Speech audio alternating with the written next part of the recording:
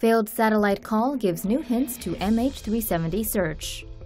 Australian authorities say missing Malaysia Airlines Flight 370 had turned south earlier than previously assumed, citing new data extracted from a failed satellite call made by ground staff to contact the jetliner, which disappeared on March 8th.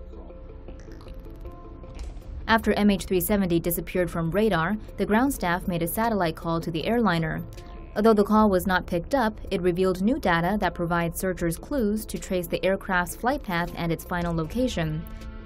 The data information has not affected the current search area in the Indian Ocean, but investigators now believe the aircraft turned south earlier. Authorities say the plane was also likely on autopilot when it was over the Indian Ocean. The wreckage has not been located despite the mapping of more than 87,000 square kilometers of the ocean floor. Get the TomoNews mobile phone app, uncut and uncensored. Search for TomoNews in the Apple App Store or Google Play, or see the links in the description of this video.